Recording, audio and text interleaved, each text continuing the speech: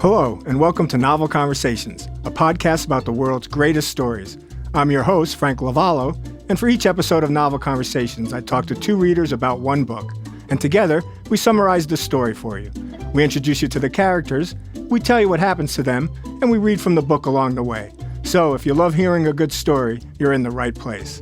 This episode's conversation is about the novel My Antonia by Willa Cather, and I'm joined by our Novel Conversations readers, Katie Smith and Megan Canty.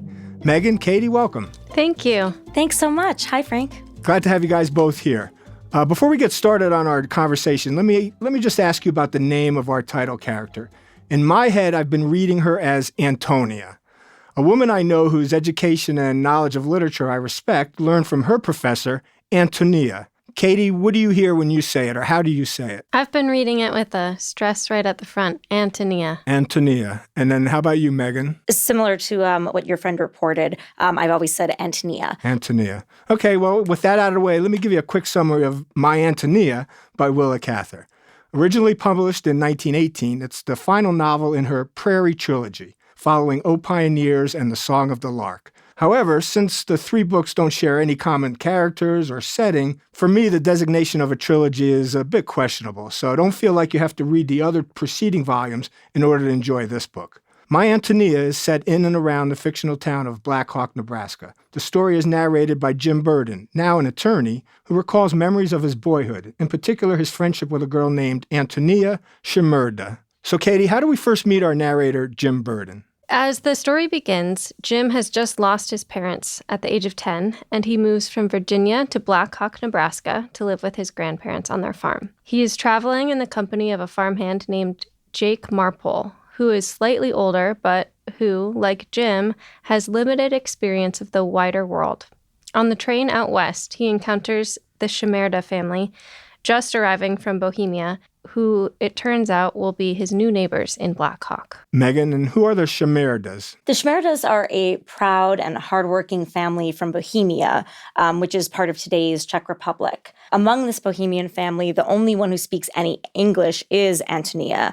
She's a young girl about Jim's age. There's also an older son named Ambrosch and a younger sister named Yulka. And once the train reaches Blackhawk, Jim and Jake disembark, and one of the Burden's hired men, an Otto Fuchs, meets them. Before departing for the Burden farm, though, Jim observes the Shimerdas preparing to set off as well. This is where we get our first feel for the distinctive writing style of Willa Cather, as she describes the emptiness of the Nebraska landscape at night using her trademark short sentences and lack of emotion while describing a place. Probably my favorite part of her writing is her descriptions of landscapes and the vastness of Nebraska and other places that she's written about. And as you said, this landscape overwhelms Jim as he travels in the jolting wagon. And then over the next couple of days, as Jim settles in, he explores his new surroundings and the landscape around the farm, all magnificently described, as I said, by Willa Cather. And Katie, how do the Burdens spend their days and evenings?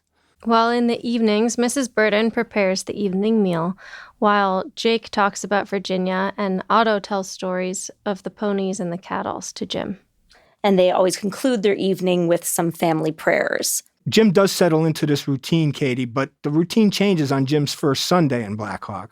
Yes, on Sunday, the Burdens head out to greet their new Bohemian neighbors.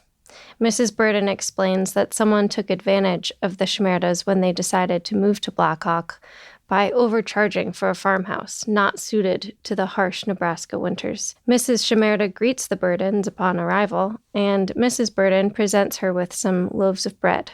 They exchange greetings, and the adults begin talking. And at that point, Jim and Antonia run off to play, with her younger sister Yulka trailing behind them, as younger sisters are wont to do. As they wander through the grass, Jim actually teaches Antonia a few English words. And at the conclusion of the evening, when the Burdens are preparing to depart, Mr. Shimerda entreats Mrs. Burden to please teach English to Antonia. He does. Jim starts to take long pony rides around the landscape, and he brings Antonia with him.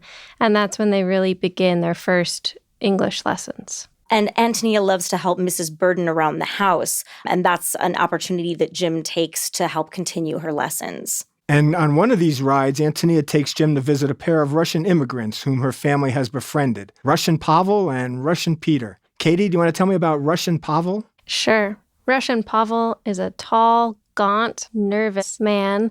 He has been ostracized and forced to leave his native Russia after a frightful incident involving a wolf attack on a wedding party. And Megan, Russian Peter? Russian Peter is Pavel's housemate. He's a fat, happy man, as he's described. Like Pavel, Peter was also forced into exile from his native Russia following the wolf attack on a wedding party. Peter eventually finds himself severely in debt and sells off his belongings, leaving America for a job as a cook in a Russian labor camp. All right, ladies, who wants to tell me about the story of the wolves? I would love to. Antonia explains the story to Jim on their ride home. When Pavel and Peter were living in Russia, they attended a winter wedding party between a mutual friend and a girl from a neighboring town. On the ride home from the wedding, a pack of wolves attacked the wedding party in their sledges. Everyone perished with the exception of Pavel and Peter, who were driving the sledge that carried the newly married couple. In a frantic effort to lighten the sledge's load and increase its speed so they could escape, Pavel had thrown the newly married couple to the wolves. The shame of this incident drove Pavel and Peter from their hometown and later from Russia. The memory of the horror of that evening plagues both Pavel and Peter. And the story of their background gives us another view of immigrant life different from Antonia's family and demonstrates a real fierce will to survive no matter what the circumstances.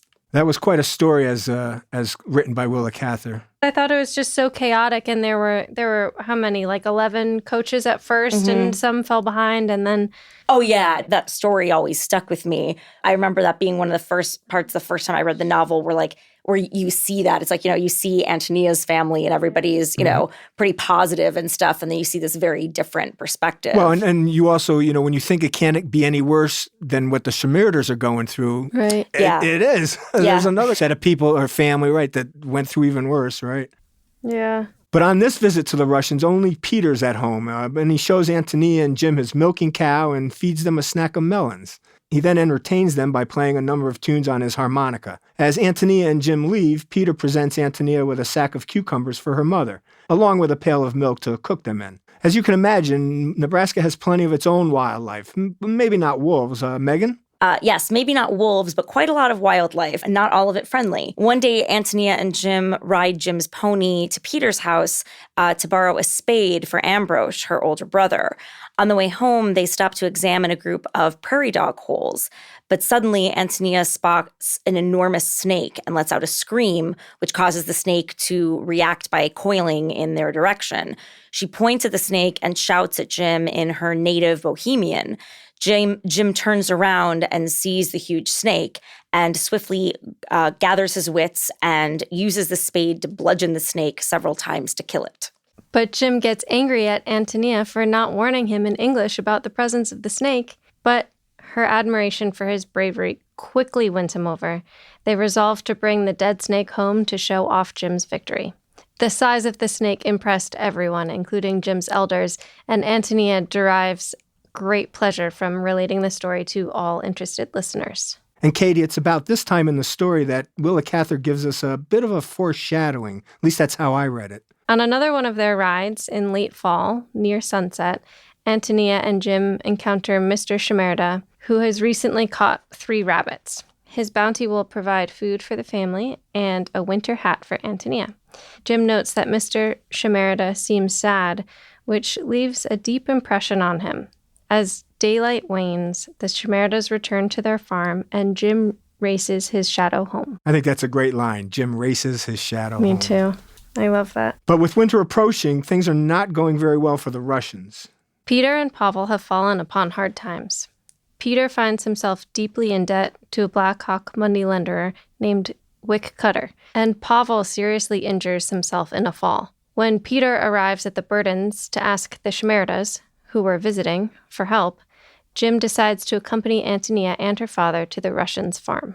When they arrive, it's after nightfall, and they find Pavel lying incapacitated. Frantic preoccupation with the wolves punctuates his illness. The memory of the horror of that evening plagues both Pavel and Peter, and Pavel dies mere days after Antonia and Jim's visit.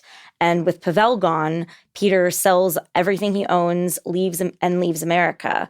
And Mr. Shimerda thus quickly loses two of the only friends he had made in the country. And we get a window into just how harsh immigrant life on the prairie really was. But Megan, it's not just the harshness of life on the prairie. Once some of these immigrants get to the prairie, there are men preying on them as well as some of these wild animals that we've already mentioned, like Willa Cather. Peter didn't sell everything. He ate all his melons before he left. That's right. He did. He sat down, surrounded by them, and ate every single one of them. You're right, Katie. You know what? Let's stop here and take a break. And when we come back, we'll talk about winter in Nebraska and continue our conversation.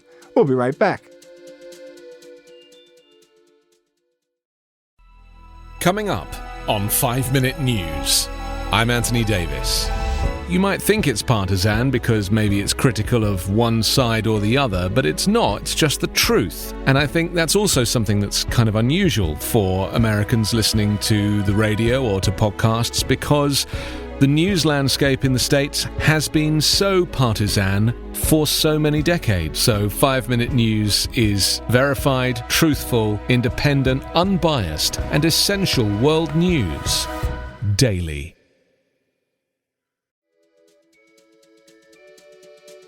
Welcome back.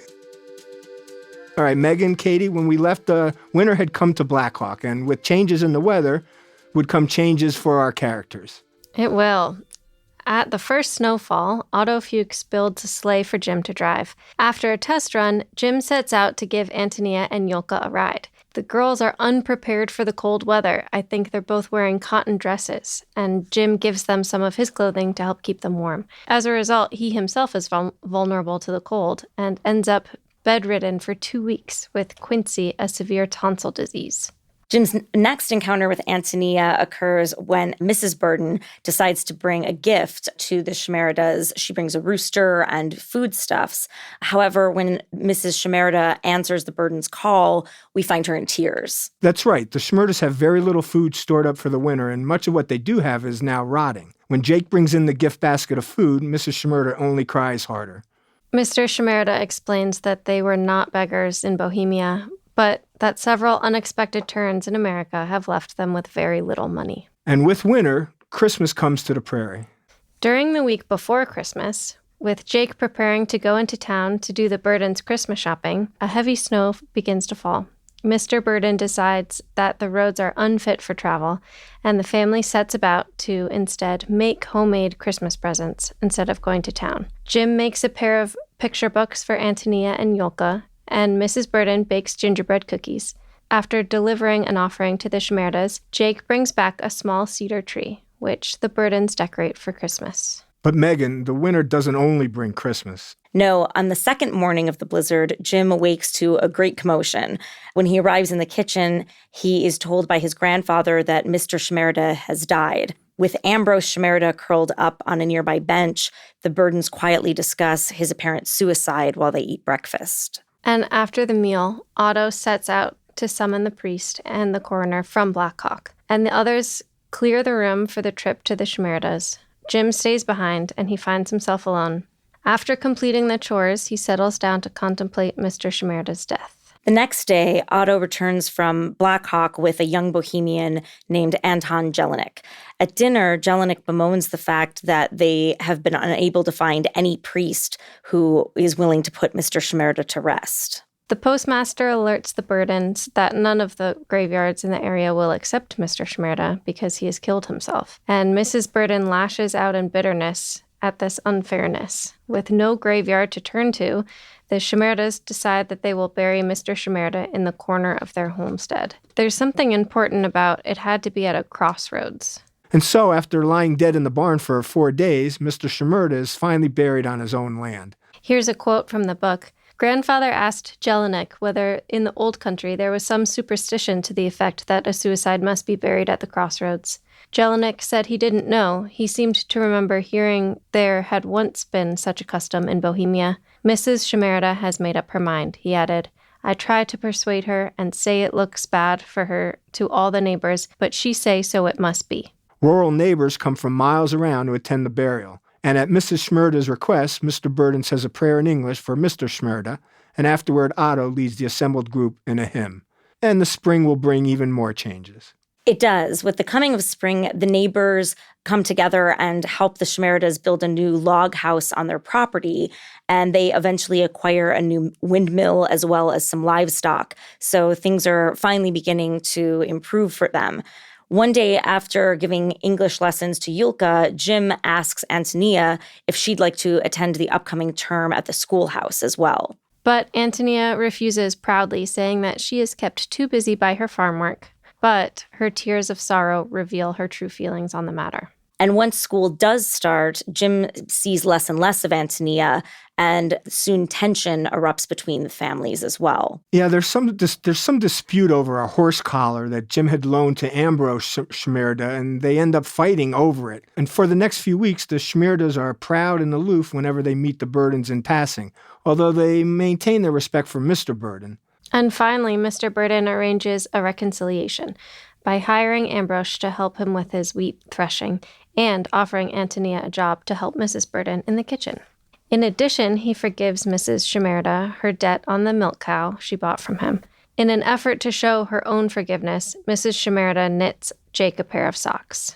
But even bigger changes are in store for both the Burdens and the Shimerdas. Megan? Absolutely. Almost 3 years after his move to Blackhawk, Jim and his grandparents decide to leave their farm in the countryside for a house on the outskirts of town.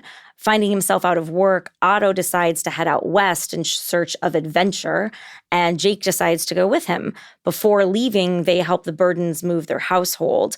But one Sunday morning, Otto and Jake set off on a train and never see Jim again. That was kind of a sad moment in the story as I was reading it. Mm-hmm. I mean, they weren't best friends, but they had come to respect each other, and Jim certainly learned a lot from these two guys. And yeah. And Jim begins attending the school in town, and he quickly adjusts to the company of his new classmates.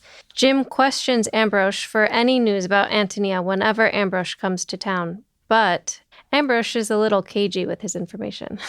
Well, Megan, what about Antonia? Things are changing for her as well. The Burden's nearest neighbors are the Harlings, a Norwegian family who also used to live on a farm. 3 of the Harlings' children are close to Jim's age, and their older sister, Frances, works in Mr. Harling's office. In August, the Harlings' cook leaves them, and Mrs. Burden convinces them to hire Antonia in her place. And with her warm personality and easy way, Antonia is right at home among all the Harlings. And she soon settles into a regular routine. And once she's in a routine, we quickly meet some new characters, Lena Lingard and the Vani family. Megan, do you want to tell me about Lena Lingard? Sure. Lena is a local farm girl who has come to announce that she's also found work in town as a dressmaker. She and Jim become friendly and over time close, and then even closer. And Katie, the Vani family? The Vanis are an Italian family who arrive in town with a dancing pavilion and begin giving dancing lessons. The pavilion quickly becomes a center of town life, especially on Saturday nights when the dancing carries on until midnight. And it's with the advent of this dancing hall and this dancing till midnight that we get a discussion from Jim about the social mores in Blackhawk. Megan, you want to tell us a little bit about what Jim thinks? Yeah, and this is an interesting part because we've been observing how the social structures work, but no one's really come out and said it directly until Jim tells us a little bit more about it in this section. That's a good point. Jim claims that all of the socially respectable boys are secretly attracted to the country girls who came to Blackhawk as hired girls. But because of the town's extremely rigid social hierarchy, none of those town boys feels comfortable actually dating one of these hired girls. For his part, Jim finds the hired girls more interesting and worthwhile than the townsfolk and begins to spend time with them, receiving general disapproval from the community. And Megan, these troublesome girls, they include Lena and Antonia, don't they? Yes, they do. Over time, Antonia begins to be noticed more and more at the pavilion, and thoughts of dancing soon start to preoccupy her waking hours. Trouble starts after a boy who is engaged attempts to kiss Antonia on the Harlings' back porch. Although Antonia manages to fight him off, Mr. Harling presents her with an ultimatum. She has to quit dancing or she had better look for work elsewhere. The ever-indignant Antonia decides to take her chances on her own and announces her plan to find work with Willa Cather, the local moneylenderer. Distraught, Mrs. Harling tells Antonia that she cannot speak to her if she works for the Cathers. Antonia insists on keeping her independence, and she leaves the Harlings. Right, and Jim describes the Cathers as a detestable Blackhawk couple, generally loathed by the populace. Willa Cather is a devious moneylender who makes his money by manipulating farmers like the Shimerdas and the Russians into accepting unwise loans, and Mrs. Cather is a hideous shrew. The Cathers do not even get along with each other, and their epic arguments are legendary throughout the town. Megan, how do things work out for Antonia? Once she's set up at the Cathers, Antonia spends even more time and energy on her new social life. She begins to sew her own outfits and parades around town with Lena and several of the other hired girls. Now, a senior in high school, Jim sometimes travels around with them. But when Jim's reputation is brought into question, he's forced to look elsewhere for diversion. But he quickly finds that very few diversions are to be found in Blackhawk. There's not a lot of options. And eager to find an alternative, Jim resolves to attend the Saturday night dances at the Firemen's Hall, sneaking out of the house after his grandparents have fallen asleep. One evening, after a night of dancing, Jim walks Antonia back to the Cathers. When he asks for a kiss and goes a little farther than Antonia expects, she scolds him for his brazenness. Jim, pleased at her show of virtue, walks home with his heart full of her. All right, a short time later, though, Jim notices that his grandmother's been crying. Apparently, she's learned of his secret journeys to the Firemen's Hall dances, and she's ashamed of his deceitfulness. In an attempt to atone for his actions, Jim swears off the dances, but he finds himself lonely again as a result. Finally, at his high school commencement, Jim gives an oration that the crowd receives wonderfully. Afterward, Antonia breathlessly congratulates him and is moved to tears when he declares that he dedicated the oration to her father.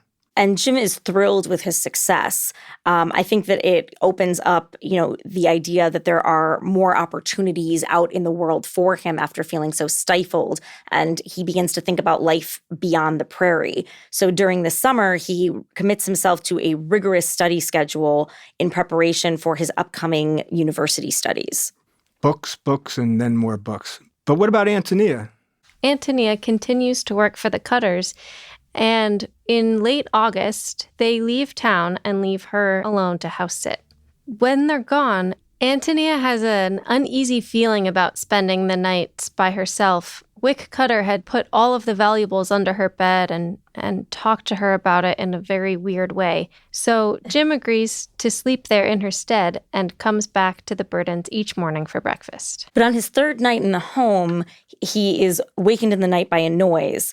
He quickly falls back asleep, but a short while later, he wakes up to the noise of someone in the same room as him. And he finds himself face to face with Cather, who was expecting to find Antonia in the room. It turned out Cather had used that trip as an elaborate scheme to abandon his wife and planned to either seduce or rape Antonia. A scuffle ensues, and Jim manages to escape Cather by leaping out of the window and running through the dark town in his nightshirt. He eventually makes his way home, only to find that he has suffered several severe bruises and some cuts. Jim holes up in his room to recover, and Mrs. Burden accompanies Antonia to the Cathers to pack her trunk. They find the house in utter disarray, and as they're gathering up the torn garments, Mrs. Cather arrives at the front door. After doing her best to calm Mrs. Cather down, Mrs. Burden listens in amazement as Mrs. Cather relates the elaborate ruse that her husband concocted.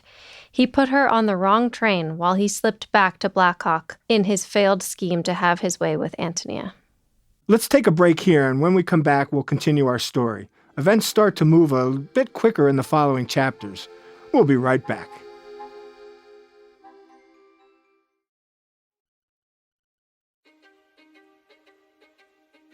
History is complicated.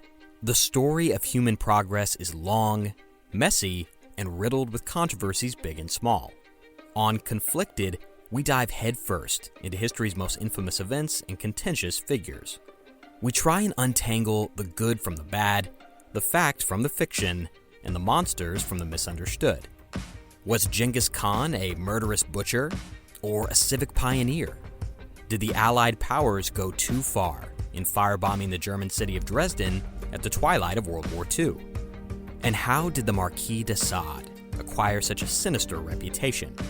And was any of it true? These are just a few of the tough questions we wrestle with and investigate on Conflicted. So if you love history or just enjoy a good story, please join me, your host, Zach Cornwell, for a fascinating new topic each and every month. Conflicted, a history podcast, is available on Spotify, Apple, or wherever else you get your podcasts. I hope to see you soon.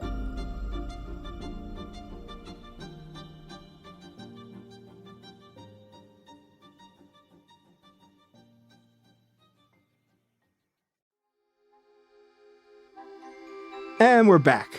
All right, ladies, when we took our break, I said events move a bit quickly in these next chapters. Jim goes to the university in Lincoln, where he meets Gaston Clerc, a fellow student, and more importantly to Jim, Lena Lingard pays him a visit. Megan, what is Lena doing in Lincoln, Nebraska? Lena is someone who's always wanted a bigger life, a life beyond the simple prairie life that she grew up with. And when Jim meets up with her, she tells him she's set up in Lincoln as a dressmaker.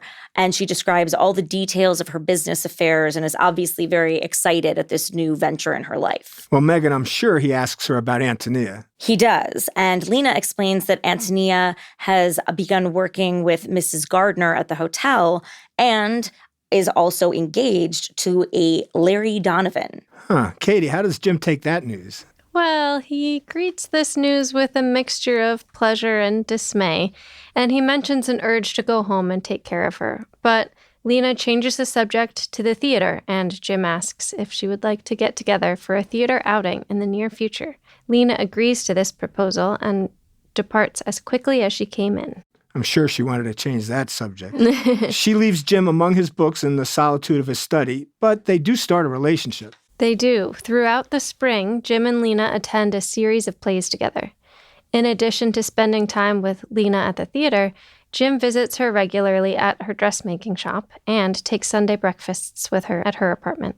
And as the weeks wear on, Jim becomes less interested in his classes and spends more and more time hanging out with Lena and her circle.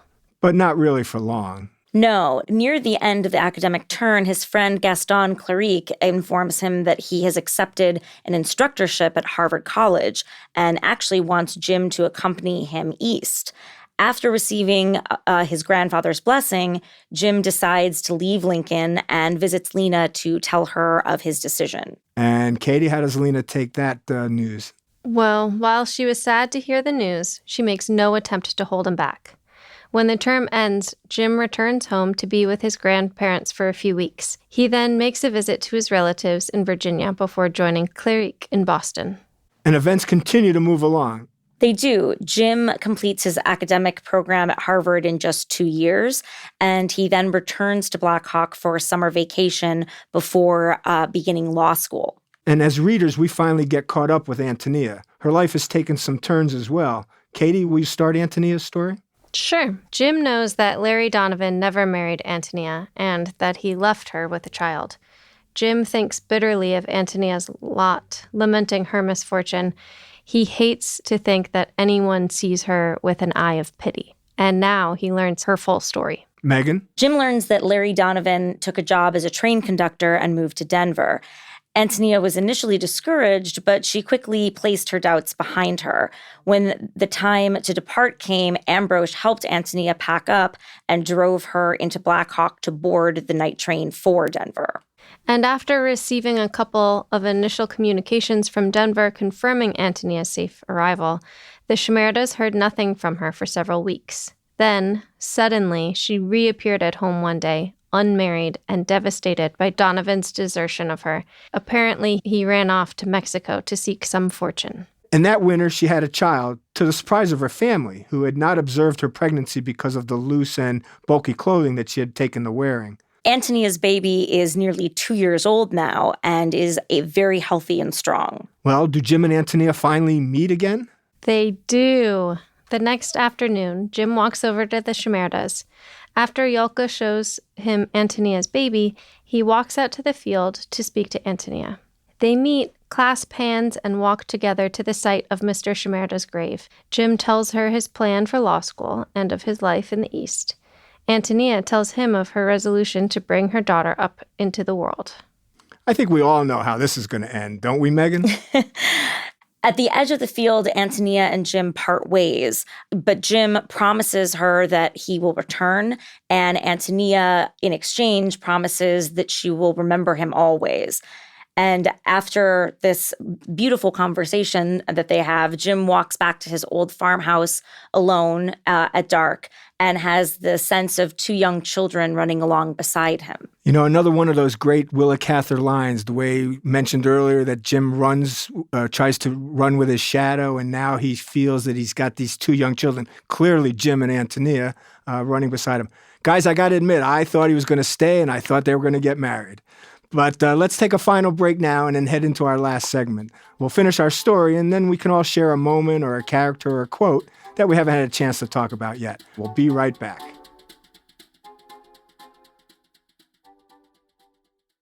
I'm Allison Holland, host of the Kennedy Dynasty podcast. Equipped with a microphone and a long-term fascination of the Kennedy family, I am joined by an incredible cast of experts, friends, and guests to take you on a fun, relaxed, yet informative journey through history and pop culture. From book references to fashion to philanthropy to our modern expectations of the presidency itself, you'll see that there is so much more to Kennedy than just JFK or conspiracy theories. Join me for the Kennedy Dynasty podcast.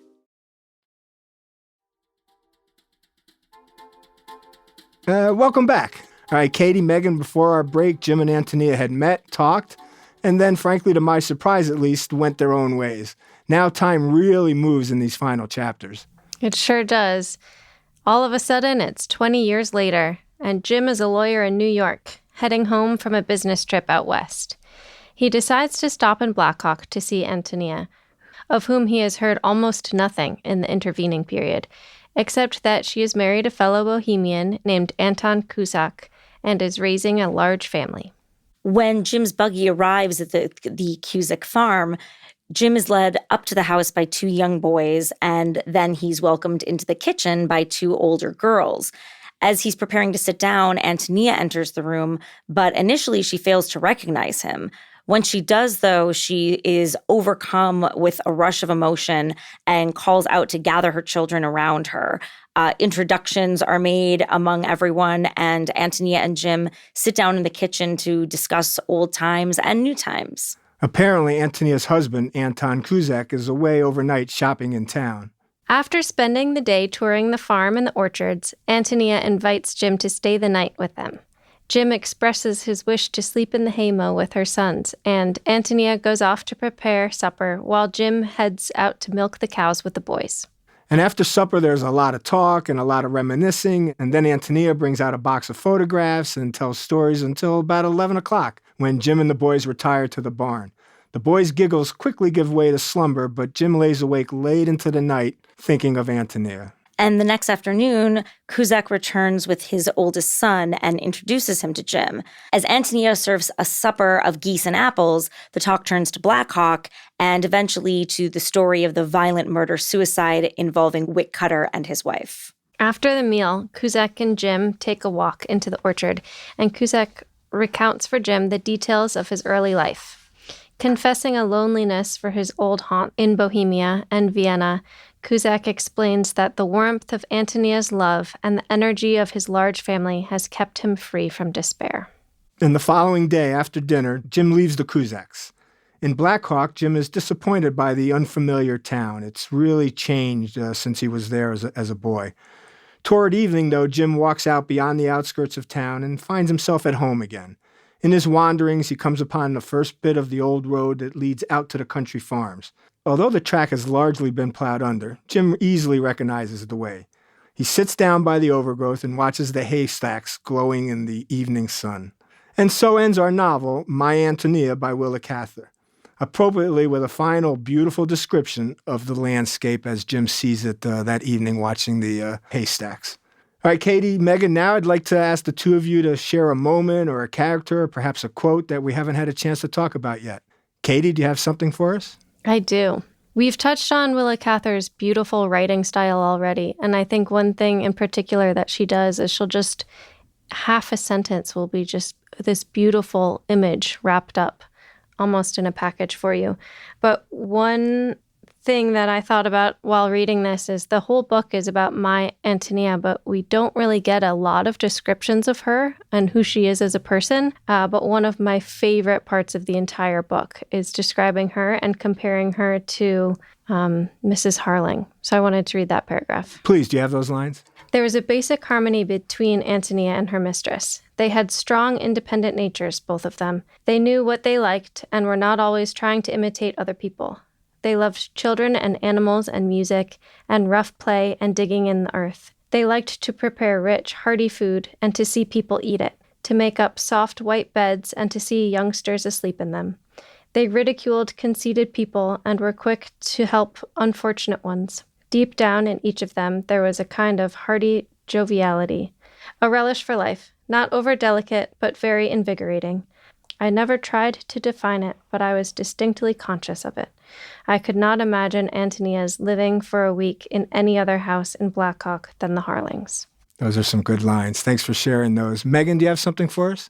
Yeah, the most beautiful aspect of the novel to me, or the most poignant aspect, is, the fact that Jim so values clinging to his memories of childhood and to those experiences, and he seems to have a fear of sullying those or disturbing them with the reality of the present or of being an adult. And I think that near the end, there's a beautiful passage where he comes to understand, the value of the present, and that there isn't anything lost by having relationships evolve and by evolving yourself. He says, Antonia had always been one to leave images in the mind that did not fade, that grew stronger with time. In my memory, there was a succession of such pictures, fixed there like the old woodcuts of one's first primer. She lent herself to immemorial human attitudes which we recognize by instinct as universal and true. She was a battered woman now, not a lovely girl, but she still had that something which fires the imagination, could still stop one's breath for a moment by a look or a gesture. All the strong things of her heart came out in her body that had been so tireless in serving generous emotions. Some beautiful writing by Willa Cather. I don't have any particular lines that I want to read. I do want to piggyback on a couple of things, though, that Katie mentioned. Again, I've mentioned it before. We've all mentioned it before. The writing about the landscapes and the weather as it approaches and comes through the prairie, just the way Willa writes about the environment and what people are seeing, I just find fascinating. And I find that fascinating in all of her novels. I'm particularly familiar with her book, Death Comes for the Archbishop, written in the Southwest of our country. As a matter of fact, we recorded that novel in season 8, Death Comes for the Archbishop by Willa Cather. She has some amazing ways of describing the environment as she sees it, whether it's the prairies of Nebraska or the deserts of the Southwest. I just would recommend to all of you to just read some of her writings. I think that there are a lot of writers, even today, who may not even realize the influence that she had on them.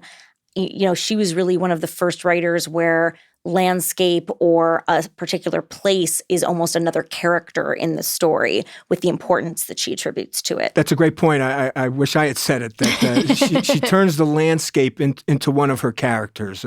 A great point. And then, Katie, I also want to come back to you with, as you said, we don't get a lot about Antonia herself, but throughout the book, I came to really like and respect Jim Burden. And if Jim Burden sees something in Antonia, he may not have to describe it to us, but I'll take his word for it. I do trust Jim. I trust his visions. I trust his thoughts.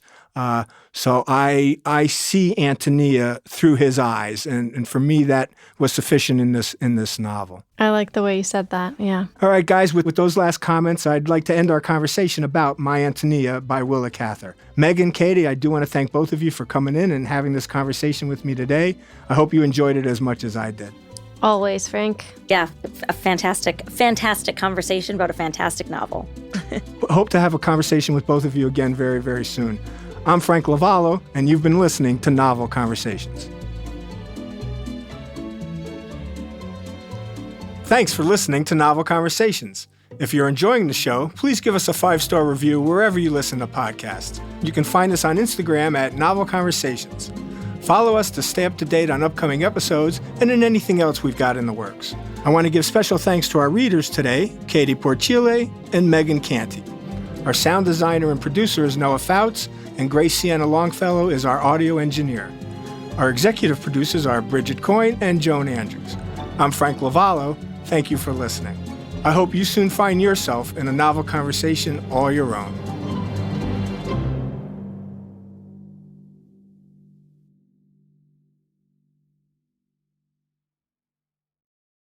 I'm Allison Holland, host of the Kennedy Dynasty Podcast. Equipped with a microphone and a long-term fascination of the Kennedy family, I am joined by an incredible cast of experts, friends, and guests to take you on a fun, relaxed, yet informative journey through history and pop culture. From book references to fashion to philanthropy to our modern expectations of the presidency itself, you'll see that there is so much more to Kennedy than just JFK or conspiracy theories. Join me for the Kennedy Dynasty Podcast. This podcast was produced with the support of the Ohio Motion Picture Tax Credit and in partnership with the Ohio Development Services Agency.